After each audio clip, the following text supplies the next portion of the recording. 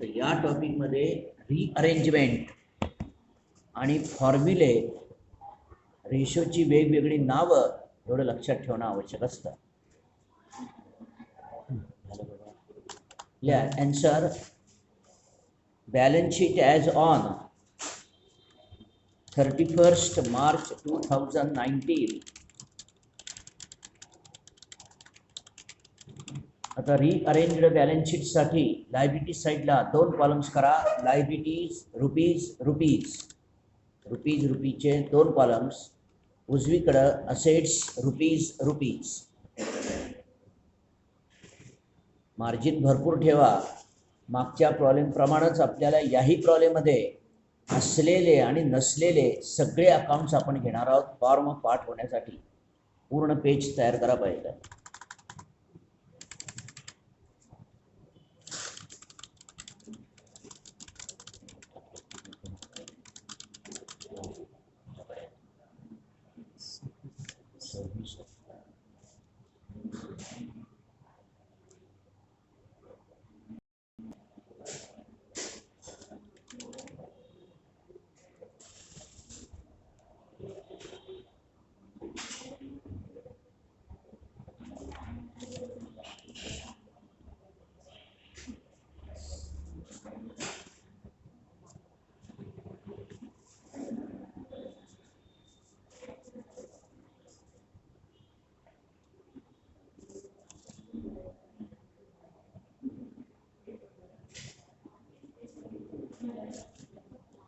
Liability साईडला number 1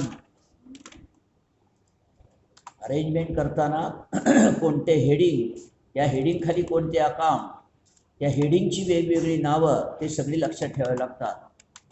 liability side number 1 त्याचं नाव द्या share holders funds.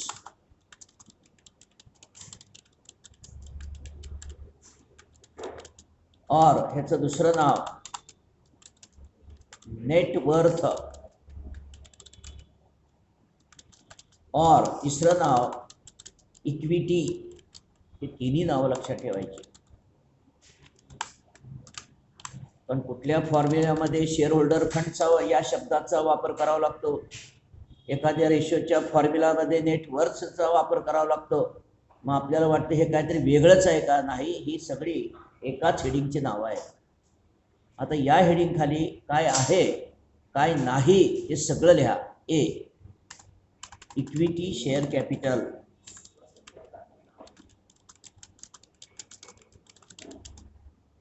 Inner column 2,50,000.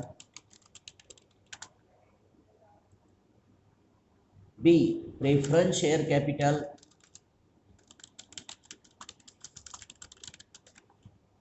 $1,00,000.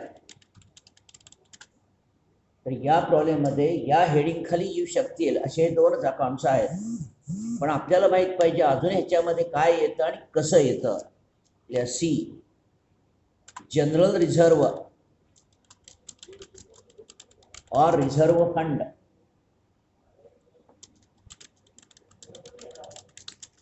नील inner column. तर हे अकाउंट सुद्धा या हेडिंग खाली येतं. D profit and loss account. In the bracket profit nil. E परत एकदा लिहा profit and loss account in the bracket loss. ह्याची अमाऊंट लिहिताना लिहा ब्रॅकेटमध्ये मायनस चिन्ह लिहा, निगेटिव्ह साईन, वजा नील.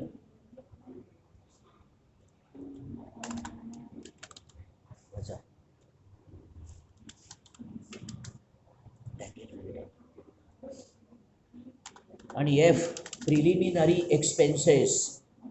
Preliminary expenses.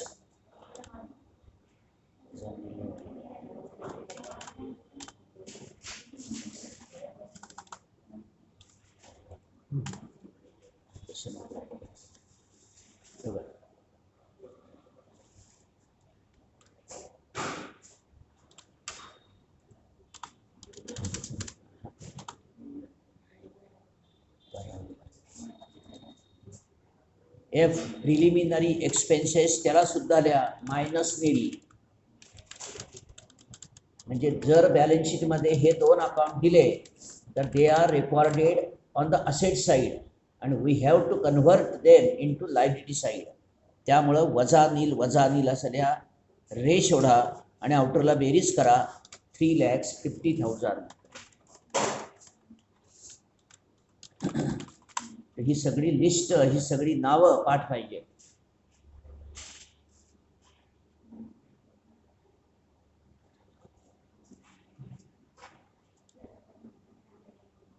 एक ओळ गॅप ठेवून आता दुसरं हेडिंग द्या. Number 2 long term loan. Long term loan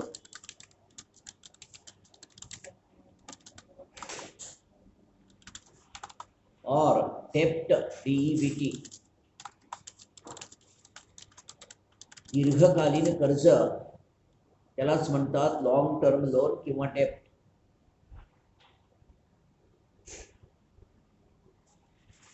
आता या हेडिंग खाली या प्रॉब्लेम मधला काय येतं ते लिहा. 11% डिबेंचर्स, 11% दराचे कर्ज रोखे हे दीर्घ मुदतीचं कर्ज असतं. Inner column 80,000. त्याच्याशिवाय अजून काय येतं? बी बँक लोन जे याच्यामध्ये नाही, नील. सी मॉर्गेज लोन, तारणावर घेतलेलं कर्ज,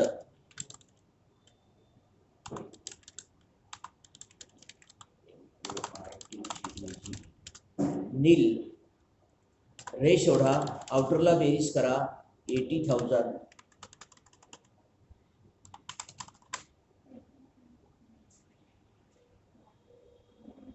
हे दुसरे हेडिंग आणि हे दुसऱ्या हेडिंग खालचे एलिमेंट्स. आता लिहा एक ओळ गॅप ठेवून तिसरं आणि शेवटचं हेडिंग करंट लायबिलिटीज, चालू वर्षातील देणं, amount payable during the current year. Current liabilities. A sundry creditors, व्यापारी देणं, इनर कॉलम 60,000. बी बँक ओव्हरड्राफ्ट,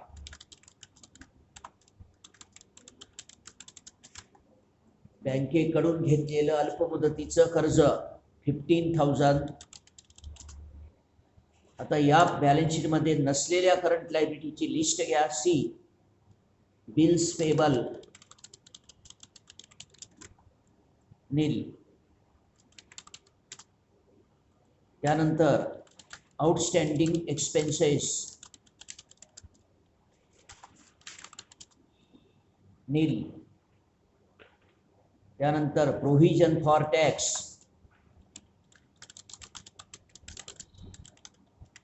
नील. आणि त्यानंतर प्रपोज्ड डिव्हिडंड, लाभांश देण्यासाठी केलेली तरतूद, प्रपोज्ड डिव्हिडंड, नील. ही सगळी लिस्ट पाठ पाहिजे. कुठल्या प्रॉब्लेम मध्ये कुठला अकाउंट देतील देणार नाही हे आपल्याला आधी माहीत असत नाही. रे शोधून आउटरला बेरीज करा 75,000. तर ही झाली लायबिलिटी साइडची अरेंजमेंट.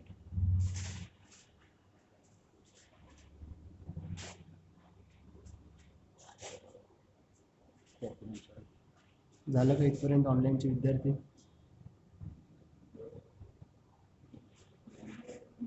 आता असेटचं रिअरेंजमेंट करू. असेटचं पहिलं हेडिंग नंबर 1 फिक्स्ड असेट्स.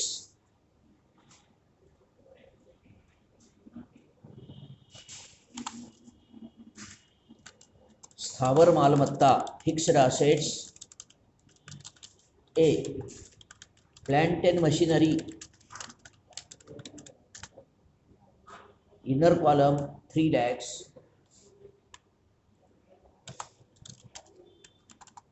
या प्रॉब्लेम मध्ये ही एकच फिक्स्ड असेटचं अकाउंट आहे, हे एकच. परत अजून काय असतं? B goodwill dash,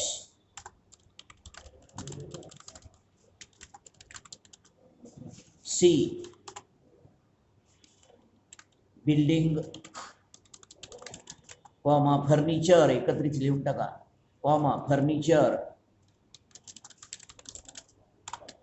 motor car etcetera. सर्वसाधारण रेशोच्या बॅलन्स शीटसाठी जास्त डिटेल दिले जात नाही.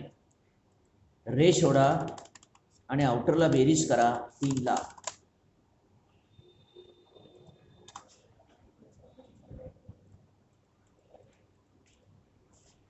एक ओळ गॅप ठेवून दुसरे हेडिंग लिहा, नंबर 2 इन्व्हेस्टमेंट्स.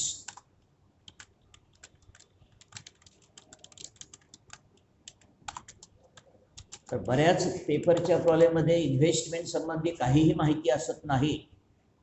मधनच कुठल्या तरी एखाद्या प्रॉब्लेममध्ये चुकून असू शकते, इथं तर नाहीच या प्रॉब्लेममध्ये. तरीही काय असतं लिहून घ्या. A investment in shares, nil inner column.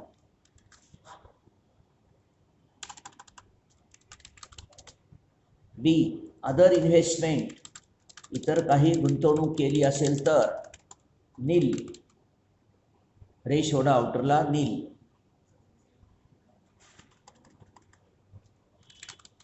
तर हे झालं बॅलन्स शीटच्या असेटचं दुसरं हेडिंग. आता लिहा एक ओळ गॅप ठेवून तिसरं आणि शेवटचं हेडिंग करंट असेट्स, चालू वर्षातील येणं, amount receivable during the current year.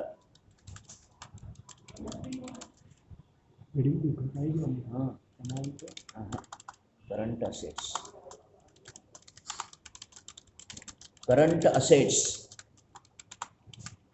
A stock, stock inner column 45,000. B sundry debtors 1,10,000. या हेडिंग खाली कुठलेही अकाउंट कोणत्याही क्रमानं लिहा, खालीवर चालतं. C cash and bank 50,000.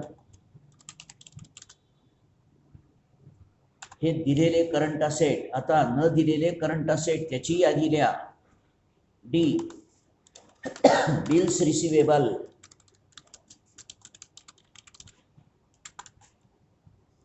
Dash किंवा नील. त्यानंतर प्री पेड एक्सपेन्सेस नील.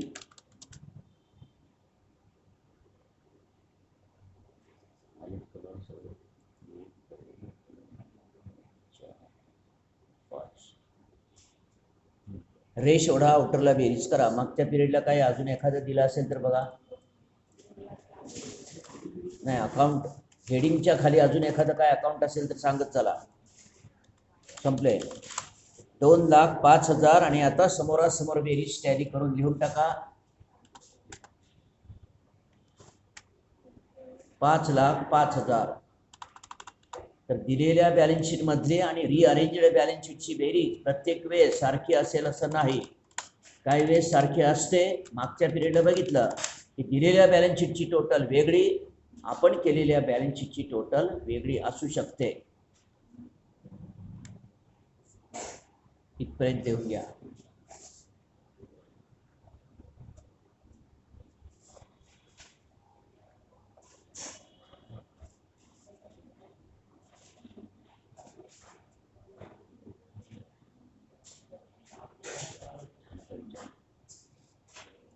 आता या बॅलन्स शीटच्या खाली लिहा अदर टर्म्स. रिअरेंज, बॅलन्स शीटची रिअरेंजमेंट झाली तरी लगेच रेशोला सुरुवात करायची नाही. अदर टर्म्स, इतर काही टर्म्स जे बॅलन्स शीटमध्ये दिलेल्या सापडत नाहीत, आपण केलेल्या बॅलन्स शीटमध्ये ही सापडत नाही. Other terms number 1 liquid assets.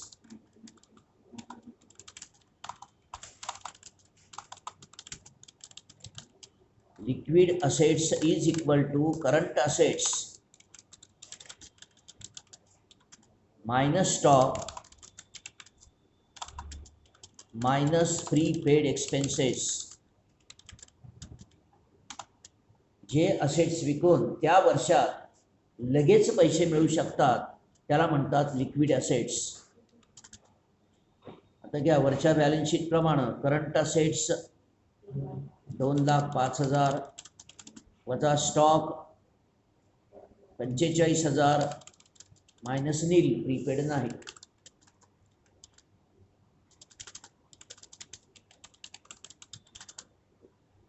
तर ती अमाऊंट येते 1,60,000. तर करंट असेट्स 2,05,000 म्हणजे या वर्षातलं येणं 2,05,000 आहे. पण लगेच तुम्हाला कुणाचे तरी पैसे द्यावे लागतील तर तुम्ही 1,60,000 रुपये कसेही रेज करू शकता, वसूल करू शकता. Number 2, liquid liabilities. लगेच करावयाचं payment, amount to be paid quickly. त्याचा formula is equal to current liabilities minus bank overdraft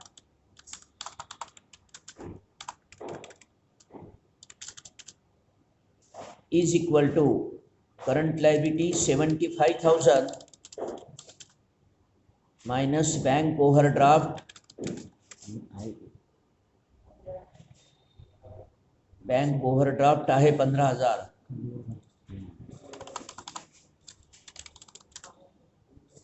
is equal to 60,000.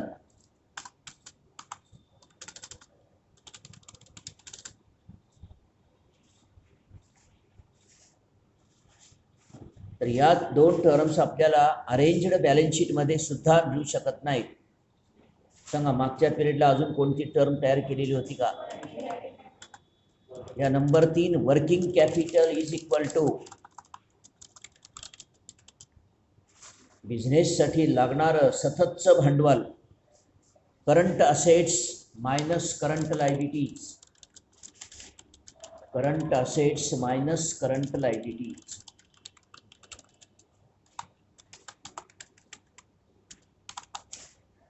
Is equal to 2,05,000 वजा 75,000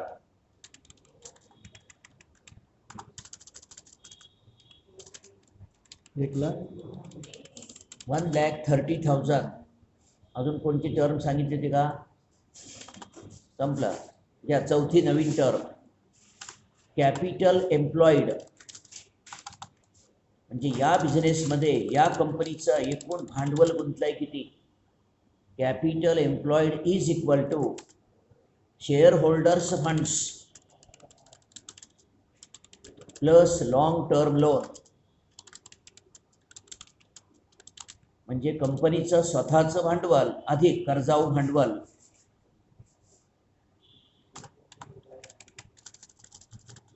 share holders funds plus long term loan is equal to, आता आपण rearrange केलेल्या balance शीटकडे या. Share holder fund म्हणजे 3,50,000, 3,50,000 plus आणि long term लोनची amount किती आहे बघा, 80,000. तर on capital plus lone capital means total capital employed 4,30,000 आणि त्याच्या खाली रेशोडा. इथं सगळ्या टर्म्स लागणाऱ्या सगळ्या संपल्या.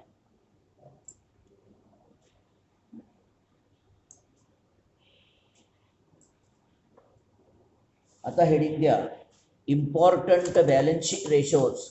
आधी बॅलन्स शीटचे रेशो कॅल्क्युलेट करू आणि मग त्यांनी loss profit net profit ratio calculate करू. तर बऱ्याच वेळा एक्झामच्या प्रॉब्लेममध्ये calculate any important 4 balance sheet ratios, any important 3 balance sheet ratios.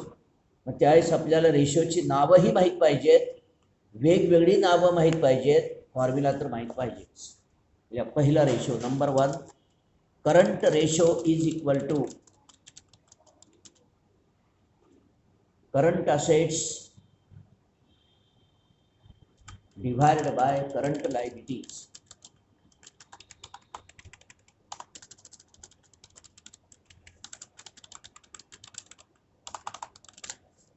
त्याच्या खाली लिहा इज इक्वल टू. आता या रेशोच्या फॉर्म्युल्यासाठी लागणाऱ्या सगळ्या व्हॅल्यू आपल्याला आपण केलेल्या बॅलन्स शीटमध्ये आणि खालच्या टर्म्समध्ये सापडतात. किती आहे? करंट असेट्स 2,05,000 भागिले 75,000.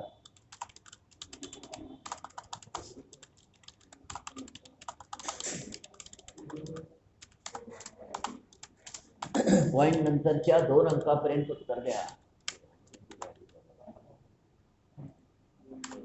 2,05,000 डिवायडेड बाय 75,000. पॉइंट नंतरच्या 2 अंकापर्यंत उत्तर सांगा आधी किती? 2.73. परत खाली लिहा इज इक्वल टू. आणि रेशोचा आन्सर रेशोच्या फॉर्ममध्ये लिहिण्यासाठी ते लिहिणार कसं आपण? 2.73:1.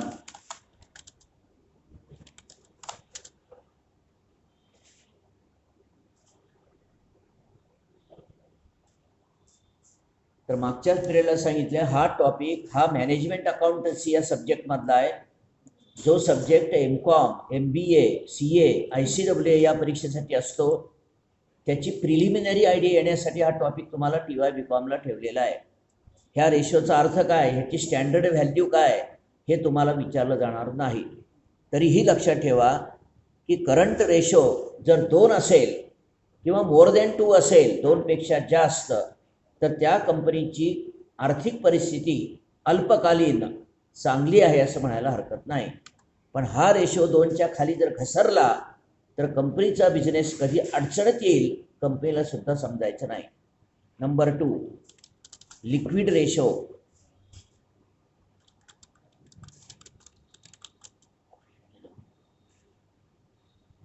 Is equal to liquid assets divided by liquid liabilities.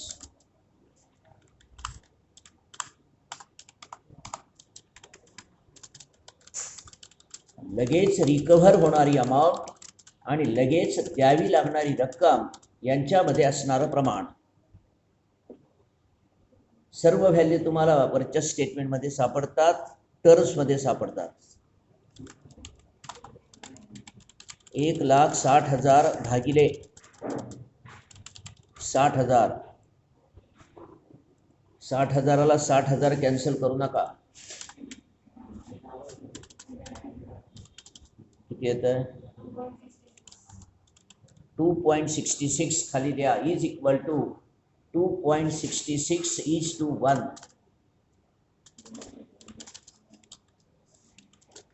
तर या रेशोची प्रमाणित किंमत ज्याला स्टँडर्ड प्रपोर्शन म्हणतो ते 1:1 आहे.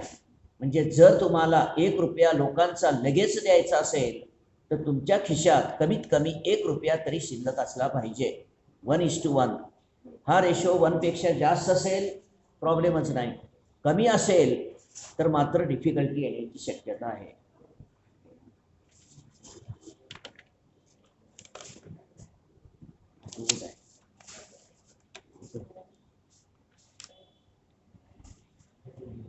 आपल्याकडची नाही आहे नंबर येतात आपल्याला.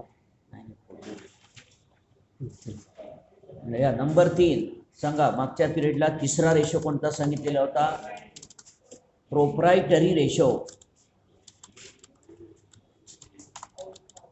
आणि हा टॉपिक असा आहे, लक्षात घ्या, अकाउंटन्सीचा नाही, हे परत परत रिपीट करतोय. अकाउंटन्सीमध्ये तुम्हाला एक ट्रान्झॅक्शन सांगितलं तर त्याचं 100कडनं जर करेक्ट उत्तर आलं तर एकच येतं, तसं याच्यामध्ये नाही. आता हा जो रेशो आहे या रेशोचा फॉर्म्युला तुम्ही एक पुस्तक बघितलं वेगळाच फॉर्म्युला दिसेल, दुसऱ्या पुस्तकात वेगळाच फॉर्म्युला दिसेल, फॉर्म्युला बदलले की ॲन्सरही वेगळं दिसेल, असा टॉपिक आहे. त्यामुळं फॉर्म्युल्याप्रमाणे तुमचं ॲन्सर चेक केलं जातं हे लक्षात ठेवा. ह्याचा formula share holders funds divided by total assets. ज्यावेळेस तुम्हाला आता बॅलन्स शीट रेशो वरून बॅलन्स शीटचे प्रॉब्लेम आपण घेऊ त्यावेळेस ह्याचा फॉर्म्युला तुम्हाला वेगळाच दिलेला दिसेल.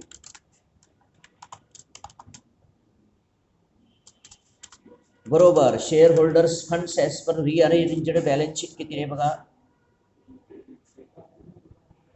3,50,000 भागिले टोटल असेट म्हणजे आपण केलेल्या बॅलन्स शीटच्या असेटची बेरीज 5,05,000.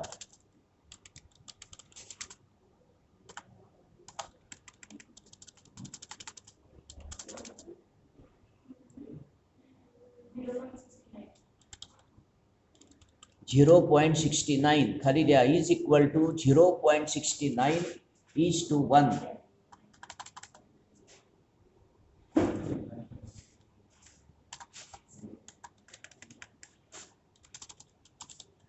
त्यानंतर चौथा रेशो सांगा कुठला सांगितला होता? 1:1. कोणता? नंबर 4 डेप्ट इक्विटी रेशो, कर्ज आणि भांडवल यांचं प्रमाण बरोबर डेप्ट वरच्या बाजूलेल्या डेप्ट म्हणजे कंसातल्या लॉंग टर्म लोन त्याला डिवाइडेड बाय इक्विटी म्हणजे फॉर्म्युला प्रमाण नावाप्रमाणे रेशो. इक्विटी म्हणजे कंसातल्या शेअर होल्डर्स फंड्स. इक्विटीची वेगवेगळी 3 नावं आहेत.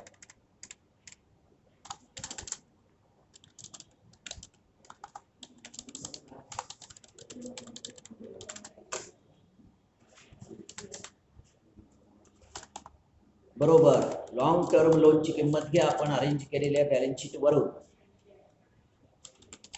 80,000 डिवाइडेड बाय 3,50,000 बरोबर 0.26.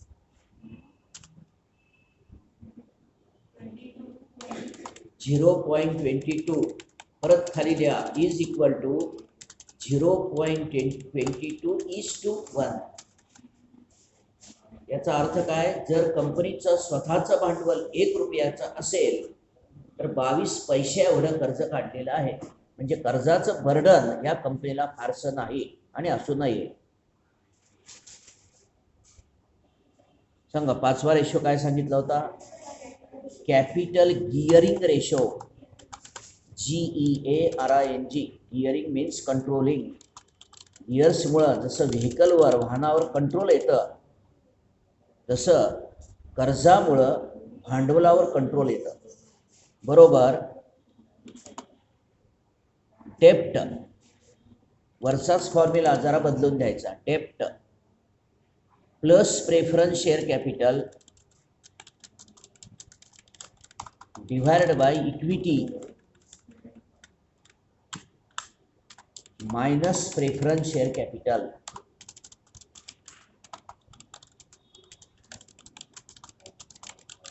तर डेप्ट इक्विटी रेशो मध्येच प्रेफरन्स शेअर कॅपिटलचं ऍड लेस केलं की जो रेशो होतो त्याला म्हणतात कॅपिटल गिअरिंग. बरोबर 80,000 अधिक 1,00,000 प्रेफरन्स शेअर कॅपिटल 1,00,000चं आहे. त्याला भागिले 3,50,000 वजा 1,00,000 वर प्लस खाली मायनस 1,80,000 भागिले 2,50,000.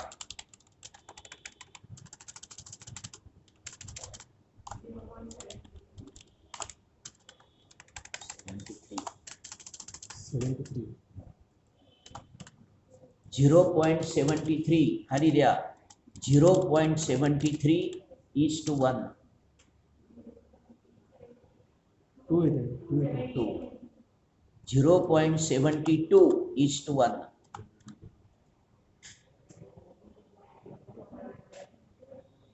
सांगा अजून कोणता रेशो सांगितला होता का? संपले. आता प्रॉब्लेम वाचा. त्याच्यामध्ये जो पहिला टाईप घेतला त्यातले 2 रेशो मुद्दाम इथं फॉर्म्युला पाठ होण्यासाठी दिलेले आहेत. या 6 नंबर ग्रॉस प्रॉफिट रेशो त्याला हेडिंग द्यावं इन्कम स्टेटमेंट रेशो असं नाव द्या. इन्कम स्टेटमेंट रेशो त्याच्या खाली लिहा नंबर 1 6 खोडा नंबर 1 ग्रॉस प्रॉफिट रेशो. तर ट्रेडिंग प्रॉफिट अँड लॉस अकाउंटवर आधारलेले रेशो असतात. याचा फॉर्म्युला आता gross profit multiplied by 100 divided by cells.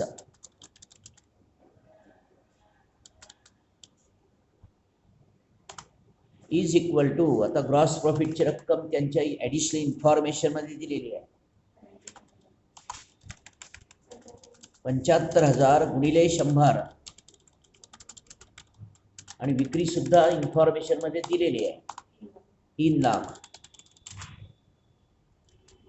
Common zero रद्द करून कॅल्क्युलेटर यूज करा. 25% 25. त्याला पर्सेंटेजचं चिन्ह लिहायचं, ह्याला 1:1 लिहायचं नसतं. रुपीज तर कधीही लिहायचं नाही. 25%. काही रेशो इस्टच्या फॉर्ममध्ये असतात, काही रेशो टाइम्सच्या फॉर्ममध्ये असतात. इन्व्हेंटरी टर्नओव्हर रेशो नंतर येईल परत एकदा. आणि काही रेशो पर्सेंटेजमध्ये असतात. या number 2 net profit ratio.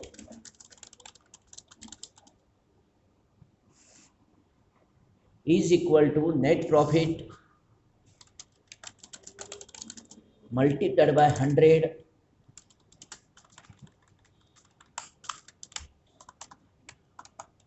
divided by sales.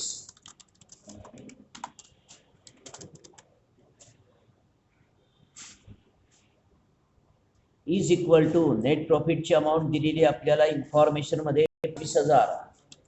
25,000 गुणिले 100 भागिले 3 लाख. पूर्ण भाग जात नसेल पॉईंट नंतरच्या 2 अंकापर्यंत 8.33 टक्के 8.33%. त्याच्या खाली रेशोडा.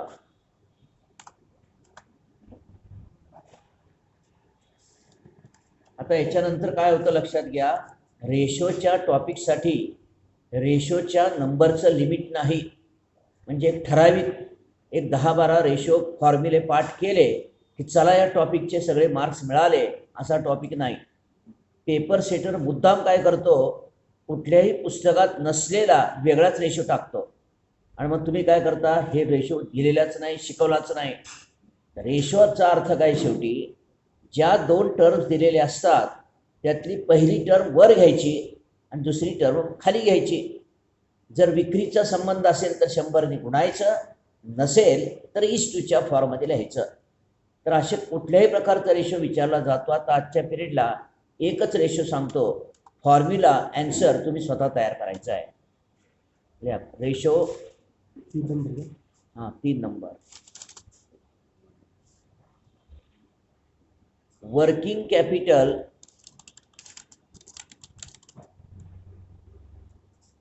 Turnover ratio. बघा, जसं जमेल तसा फॉर्म्युला लिहा तुम्ही, जमेल तसा, नंतर मी सांगतो.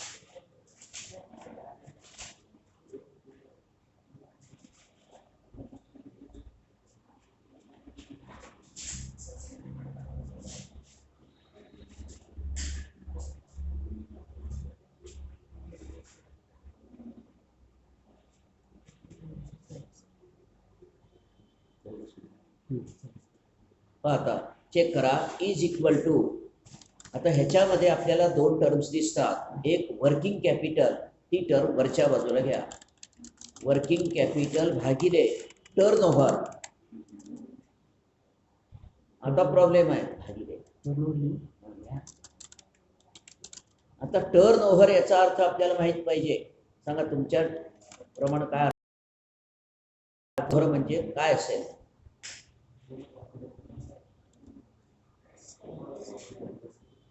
पर्याय सांगतो. Gross profit, net profit, purchases, sales. तर विक्रीला टर्नओव्हर म्हणतात. या टर्नओव्हरच्या कंसात सेल्स. आणि विक्री न भागिलं की लगेच डोक्यात आपल्या लक्षात यायला पाहिजे, काय करायला विसरायचं नाही, 100 न गुणायला विसरायचं नाही. वरच्या बाजूला गुणिले 100 झाला फॉर्म्युला तयार. वर्किंग कॅपिटल टर्मवर टर्नओव्हर म्हणजे विक्रीनं भागायचं. विक्रीनं भागलं की 100 न गुणायला विसरायचं नाही. बरोबर. वर्किंग कॅपिटल कुठेही बॅलन्स शीट मध्ये दिलेलं नाही. आपण केलेल्या बॅलन्स शीट मध्ये ही नाही, त्याच्या खालच्या टर्म्स मध्ये आहे पहा वर्किंग कॅपिटल.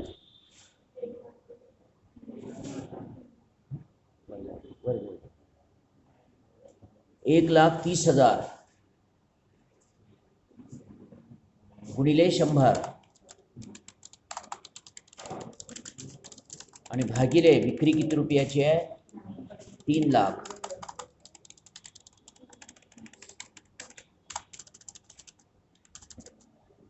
झिरो झिरो सगळे कॉमन कॅन्सल.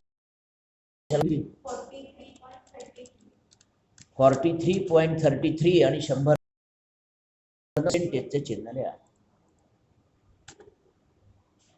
तर आज थांबू इथं आपण. उद्या आल्यानंतर तुम्हाला आता ट्रेडिंग अकाउंट दिलं जाईल, प्रॉफिट अँड लॉस दिलं जाईल, बॅलन्स शीट दिलं जाईल. त्याची रिअरेंजमेंट करून त्याच्यावर आधारलेले काही महत्त्वाचे रेशो आणि मग जास्तीचे रेशो उद्या कंटिन्यू करू. सूचना सांगा. ऑनलाईनचे विद्यार्थी येऊन झालं. नाही म्हणून अजून एक गोष्ट ऐका, सूचना ऐका. 15 तारखेनंतर कंपल्सरी ऑफलाईन ठेवणार आहे बॅच आपली, TYची जाणार आहे. तुमचे कोणी फ्रेंड्स असतील त्यांनाही सांगा. ऑनलाईनचे विद्यार्थी, तुमचे कॉलेज चालू होणार आहे 14 तारखेला, कंपल्सरी ऑफलाईन. ओके, ऑनलाईन नाही. चालेल.